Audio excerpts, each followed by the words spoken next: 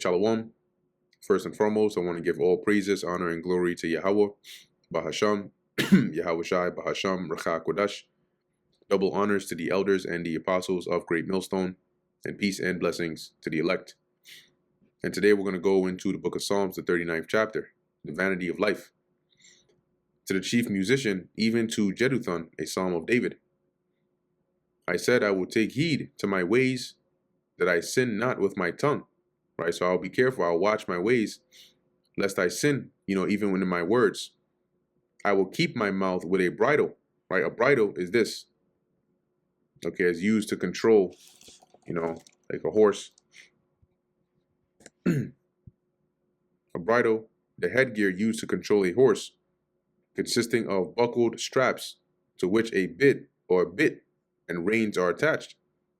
See, so he's saying here, I'll keep my mouth with a bridle while the wicked is before me, right? That I don't say anything. I was dumb with silence. I held my peace, even from good. I didn't say anything, good or bad. And my sorrow was stirred. Right, let's read this in the NLT.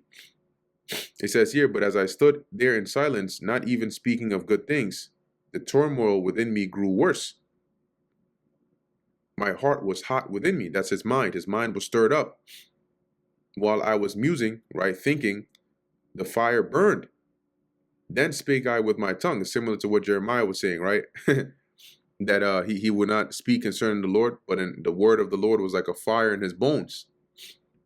Right, NLT, the more I thought about it, the hotter I got, igniting a fire of words. Lord, make me to know mine end, and the measure of my days. What is it, that I may know how frail I am? Lord, remind me how brief my time on earth will be. Remind me that my days are numbered. How fleeting my life is.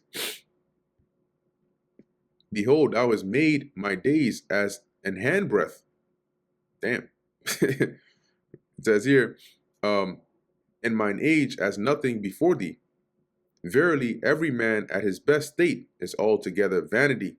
Selah, right? That's before the eyes of the Lord.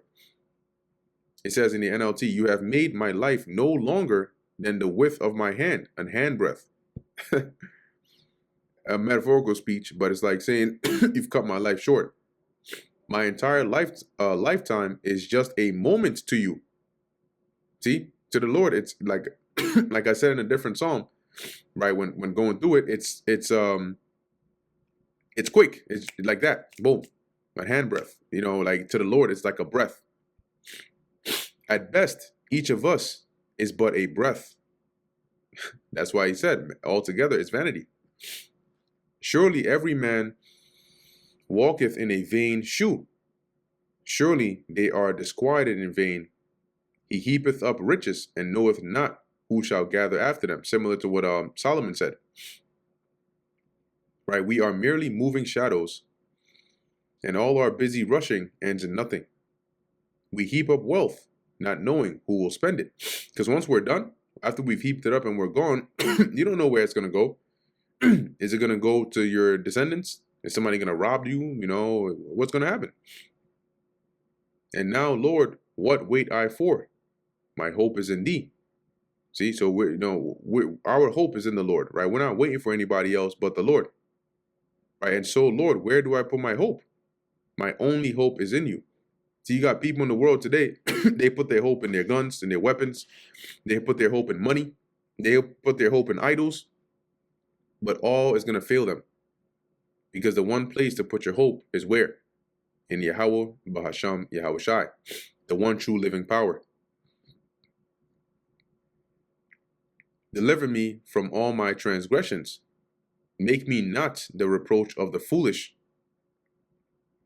Okay? It says here, rescue me from my rebellion.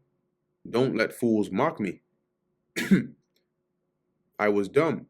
I opened not my mouth because thou didst it. I am silent before you. I won't say a word, for my punishment is from you.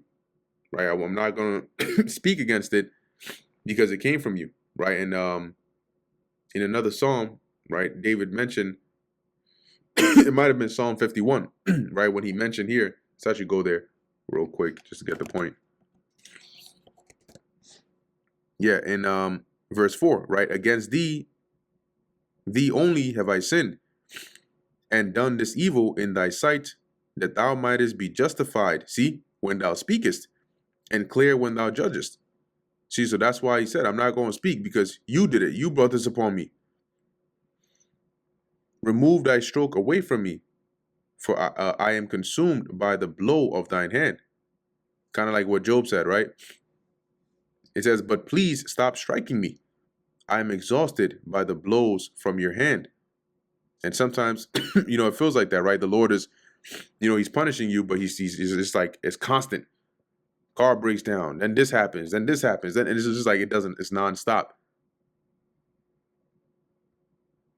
Verse 11, when thou with rebukes dost correct man for iniquity, thou makest his beauty to consume away like a moth. Surely every man is vanity, Selah. When you discipline us for our sins, you consume like a moth what is precious to us. Each of us is but a breath. Yeah, and that's a part of what makes the discipline or the chastisement hard. The Lord taking away the things that are beautiful to you, that you desire. Hear my prayer, O Yahweh, and give ear unto my cry. Hold not thy peace at my tears, for I am a stranger with thee, and a sojourner, as all my fathers were. It says, hear my prayer, O Lord, listen to my cries for help.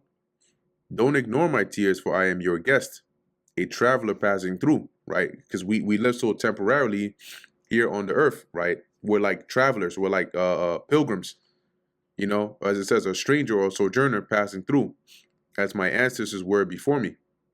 So while I'm here, hear me out. I'm your guest. Call, answer my prayers. Verse 13, oh, spare me that I may recover strength before I go hence and be no more, right? So spare me, right? Leave me alone so I can smile again before I am gone and exist no more, right? And that's basically to the grave. And that brings us to the end of the book of Psalms, the 39th chapter. Lord willing, that was edifying to the elect. In closing, I want to give all praises, honor, and glory to Yahweh, Bahasham, Yahweh Shai, Bahasham, Racha Kodash. Until next time, Shalom.